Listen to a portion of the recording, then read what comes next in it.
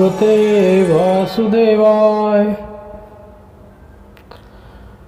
माधव मेरे प्रभु श्री कृष्ण का बड़ा ही प्यारा नाम है, लेकिन ये नाम कैसे पड़ा? समुद्र मंथन के दौरान जब माता लक्ष्मी समुद्र से बाहर आई और उन्होंने मेरे प्रभु श्री हरि विष्णु जी का वर्ण किया, तो वहां पर उनका नाम माधव पड़ा।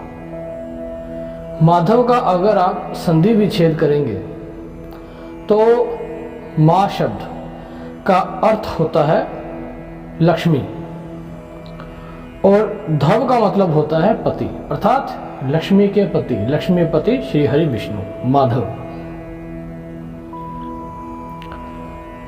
जब क्षीर सागर से माता लक्ष्मी बाहर आई, जितने देवता थे, जितने राक्षस थे, सभी उनको देखकर अचंभित रह गए, उनसे विवाह करने को ललायित हो गए और सभी एक एक पंक्ति बनाकर खड़े हो गए कि देखते हैं लक्ष्मी किसका वर्ण करती हैं।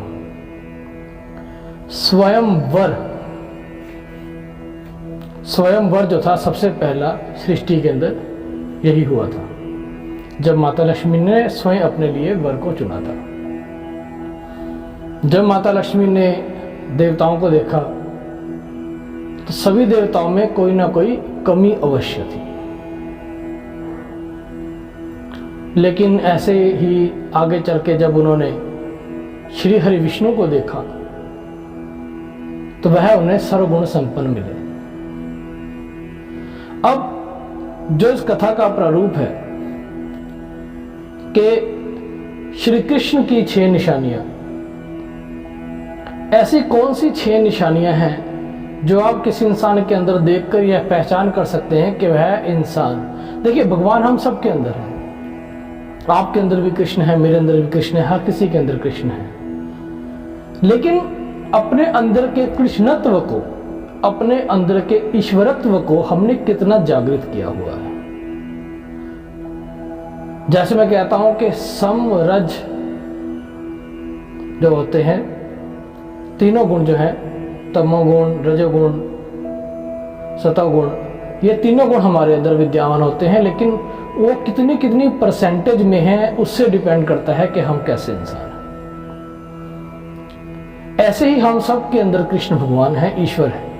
तो ऐसे कौन से 6 गुण हैं जो मेरे प्रभु श्री विष्णु के अंदर है, श्री कृष्ण के अंदर है? वह 6 निशानियां जो भगवान की निशानियां हैं। अब ये 6 निशानियां देख लीजिए, भगवान जो मर्जी रूप धार करके आपके सामने आए हों, आप इन 6 निशानियों को परख लीजिए, आपको पता लग जाएगा कि भगवान कौन से हैं इनमें से। तो कौन सी है श्री कृष्ण की 6 निशानियां, और वह कौन सी 6 निशानियां हैं जो मां लक्ष्मी ने श्री हरि विष्णु में देखी और उनका वर्ण किया, उनको अपना पति स्वीकार किया। इसमें जो पहली निशानी है वह है संपूर्ण सौंदर्य। मेरे प्रभु श्री हरि विष्णु जो है वह सृष्टि के सबसे सुंदरवान है, उनसे सुंदर कोई नहीं है, कोई देवता, कोई नहीं है। तो हर एक इंसान की खूबसूरती के अलग अलग पैमाने होते हैं, कोई कम खूबसूरत होता है, कोई ज्यादा होता है, और कहने वाले तो ये भी कहते हैं कि खूबसूरती देखने वाले की नजर में होती है। श्री कृष्ण का रूप, मनोहर रूप, जिसे देखते ही दुश्मन भी उनके ऊपर जो है ललायित हो जाता था, मोहित हो जाता था, और श्री हरि विष्णु का रूप तो है ही सर्वोत्तम। तो मेरे प्रभु श्री हरि विष्णु संपूर्ण सौंदर्य, ब्रह्मांड के, संपूर्ण सृष्टि के संपूर्ण सौंदर्यवान जो है मेरे हरि श्री विष्णु है। उनसे अधिक सौंदर्य किसी के पास नहीं है। तो यह है श्री हरि विष्णु की पहली निशानी कि वो बहुत खूबसूरत है, सौंदर्यवान है। सृष्टि में उनसे ऊपर सौंदर्यवान कोई नहीं है। दूसरी निशानी की बात करते हैं। दूसरी निशानी आती है संपूर्ण बल की, ताकत, शक्ति। अलग अलग अवतारों में अलग अलग कलाओं को मानते हुए, अलग अलग कालखंड की आवश्यकताओं को पूर्ण करते हुए श्री हरि विष्णु ने अलग अलग अवतार लिए और अलग अलग अवतार करते हुए अलग अलग सीमाओं का पालन किया, लीलाओं का पालन किया, मर्यादाओं का पालन किया। लेकिन जब वो श्री कृष्ण रूप में आए तो वो अपने संपूर्ण रूप पे आए और उन्होंने अपनी सृष्टि को अपनी ताकत दिखाई। कुरुक्षेत्र के मैदान में जब अर्जुन को ब्रह्म स्वरूप, विराट स्वरूप दिखाया मेरे प्रभु श्री कृष्ण ने, तो उन्होंने दिखाया कि संपूर्ण सृष्टियां उन्हीं में से निकलकर उन्हीं के अंदर जा रही हैं। वही शिव है, वही ब्रह्मा है, वही इंद्र है, वही यम है, वही जन्म देने वाले हैं, वही जन्म हरने वाले हैं। संपूर्ण सृष्टि उन्हीं से ही उत्पन्न होकर उन्हीं में ही मिट जाती है। तो जो संपूर्ण सृष्टि का स्वामी है उससे अधिक बलवान कौन हो सकता है। यहां आप ये भी देख सकते हैं कि अगर कोई स्त्री किसी पुरुष का वर्ण करती है और वह देखती है कि उस इंसान के पास बहुत खूबसूरती है, लेकिन उसके पास ताकत नहीं है, वह अपनी स्त्री की रक्षा नहीं कर सकता, तो कोई भी समझदार स्त्री ऐसे पति का वर्ण नहीं करना चाहेगी जो पूर्ण सृष्टि में सौंदर्यवान तो हो लेकिन उसमें बल ना हो, उसकी रक्षा ना कर सकता हो। तो मेरे प्रभु श्री कृष्ण, मेरे प्रभु श्री हरि विष्णु संपूर्ण सौंदर्य के साथ साथ संपूर्ण बल के स्वामी हैं। इसके बाद जो तीसरा गुण आता है श्री हरि विष्णु का, जो हर एक नारी को अपने पति के अंदर भी देखना चाहिए, वह है संपूर्ण संपत्ति, धन, वैभव। अब जो लक्ष्मी के पति हो गए, उनसे ज्यादा संपत्ति किसके पास हो सकती है, धन धान्य किसके पास हो सकता है। मेरे प्रभु श्री कृष्ण से अधिक धन्य किसके पास हो सकता है, किसी के पास नहीं हो सकता। तो श्री हरि विष्णु जो है संपूर्ण सृष्टि के लक्ष्मीपति हैं, स्वामी हैं, उनसे अधिक सौंदर्य किसी के पास नहीं है, उनसे अधिक बल किसी के पास नहीं है और उनसे अधिक धन संपदा भी किसी के पास नहीं है।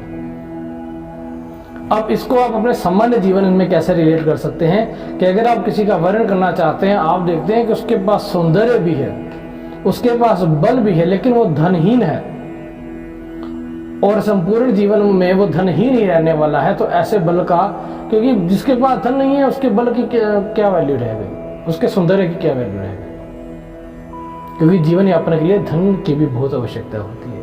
तो मेरे प्रभु श्री कृष्ण श्री हरि विष्णु का जो तीसरी पहचान है, तीसरी निशानी है, वह है संपूर्ण संपत्ति, मतलब सृष्टि की सबसे ज्यादा, अब सब कुछ उनके पास सबसे ज्यादा है। क्यों? क्योंकि वो तो स्वामी है। संपूर्ण सौंदर्य, संपूर्ण बल और संपूर्ण संपत्ति। चौथा गुण जो मां लक्ष्मी ने श्री हरि विष्णु में देखा, और हर एक नारी को अगर वह किसी का वर्णन करना चाहते हैं, अपने पति के अंदर वो देखना चाहते हैं, तो चौथा गुण कौन सा है? वह है संपूर्ण यश, सम्मान। अब कोई व्यक्ति खूबसूरत बहुत है, पैसा भी जैसे तैसे कमा लिया, ताकत भी है, लेकिन उसकी समाज में इज्जत नहीं है, तो जिस इंसान की इज्जत नहीं होगी, जिस पुरुष की इज्जत नहीं होगी, उसकी नारी की इज्जत कैसे हो सकती है? क्योंकि पति और पत्नी तो एक दूसरे के प्रारूप हैं। पत्नी की इज्जत पति की वजह से, पति की इज्जत पत्नी की वजह से। और अगर किसी इंसान की समाज में इज्जत नहीं, अब पैसे वाले की लोग मुंह पे तो तारीफ करेंगे, कोई आदमी खूबसूरत है, मुंह बोलेंगे वाह भैया बहुत खूबसूरत हो, किसी के पास ताकत है, यार भैया ताकतवर है, भैया ताकतवर है, पैसा है, हाँ उसके पास पैसा बहुत है, लेकिन पीछे से उसकी बुराई करते हैं क्योंकि वो गुणवान नहीं होगा। जाहिर सी बात है ना, जिस इंसान का सम्मान नहीं है इसका मतलब उसके अंदर अवगुण है। गुणी इंसान का सम्मान होता है, अवगुणी का सम्मान नहीं होता। और मेरे प्रभु श्री हरि विष्णु संपूर्ण यश के स्वामी हैं, सृष्टि का संपूर्ण यश उनके पास है। तो किसी इंसान के पास कितना सम्मान है, वह उनको कृष्णत्व के पास लेकर जाता है। यह है चौथी निशानी। पांचवी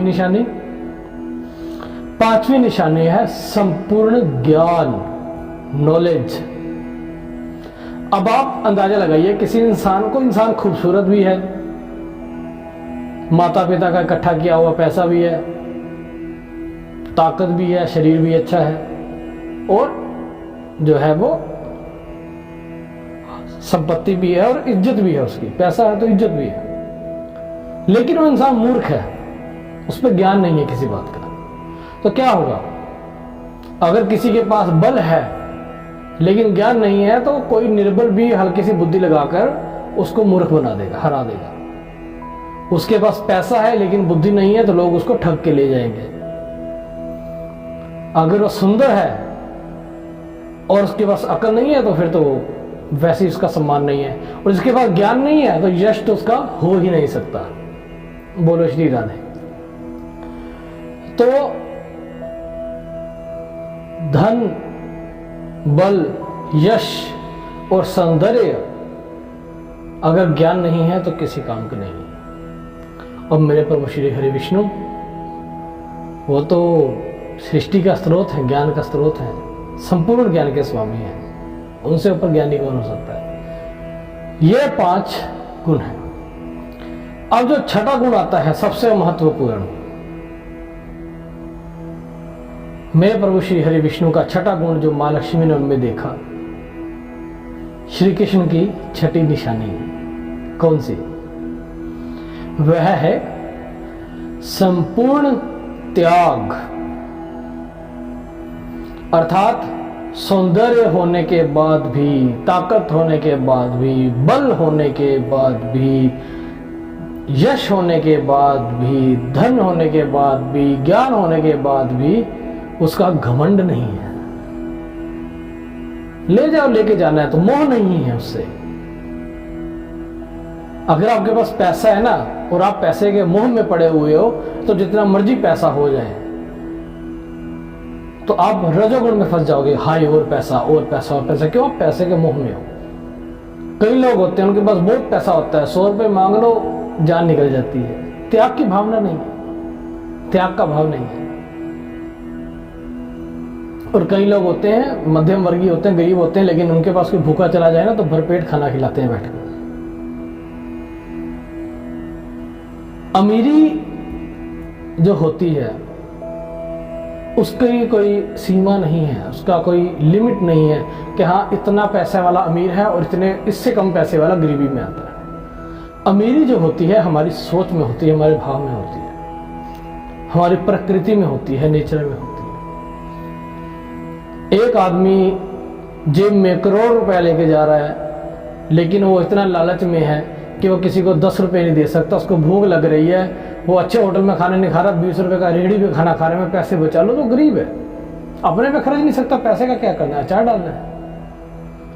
एक आदमी है मध्यम वर्गीय है, उतना पैसा कमाता है जिससे उसका घर अच्छा चल रहा है, संतान अच्छी चल रही है, अपने परिवार के साथ समय बिताता है, सुख सुविधाओं में पैसा खर्चता है जहां आवश्यकता है। वो ज्यादा अमीर है क्योंकि वह अपनी आवश्यकताएं पूरी कर रहा है, अपने शौक पूरे कर रहा है, पैसे का संपूर्ण प्रयोग कर रहा है और उस पैसे से उसको जो भी आवश्यकताएं उसकी पूरी कर रहा है, किसी को दान भी दे रहा है।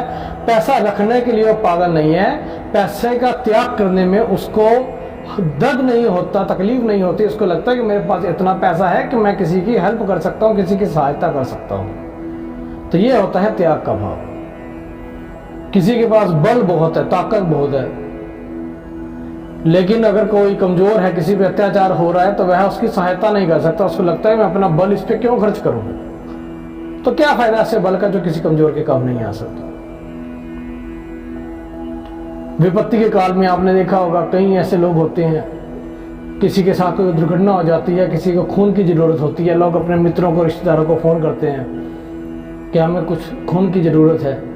अच्छे खासे सेहत वाले लोग कहते नहीं जी हम तो खून नहीं देते जी, कमजोरी आ जाएगी। ताकत का त्याग नहीं कर सकते लोग, घमंड में है, सहायता नहीं कर सकते। ताकत अपने लिए है, किसी के काम, जो चीज काम की नहीं है उसको, वो तो व्यर्थ है ना, जिसका प्रयोग नहीं कर सकते। आपने महल बना लिया और पर्दे में ढक लिया, क्या फायदा। आपने महंगे कपड़े ले लिए लेकिन आप पहन के बाहर नहीं जाते, क्या फायदा। अलमारी में रखने के लिए थोड़ी लिए। और अगर आप महंगी चीजें लेके उनको अलमारी में छुपा के बस अलमारी का दरवाजा खोलते हो, उनको देख के पसंद होकर दरवाजा बंद कर देते हो, तो आपसे बड़ा मूर्ख कोई नहीं है। चीजें उपभोग करने के लिए होती है, प्रयोग करने के लिए होती है। पैसा भोग करने के लिए होता है, धन भोग करने के लिए होता है, दान करने के लिए होता है। आपने कमा के ट्रंक ही भरने हैं तो उसका क्या फायदा, मर जाओगे, वो पैसा ट्रंकों में दबा रह जाएगा, ना दान में आएगा ना पुण्य में आएगा। और पैसा साथ नहीं जाता, ये तो सबको पता है, पता सबको है, मानता कोई कोई। बोलो श्री राधे। तो ये वो 6 गुण हैं ये है मेरे श्री हरि विष्णु की, मेरे प्रभु श्री कृष्ण की 6 निशानियां। ये 6 निशानियां देख लो, आप हजारों लाखों की भीड़ के अंदर छुपे हुए मेरे प्रभु श्री कृष्ण को ढूंढ लेंगे, वो जिस मर्जी रूप में आ जाए। संपूर्ण सौंदर्य, संपूर्ण बल, संपूर्ण ज्ञान, संपूर्ण यश,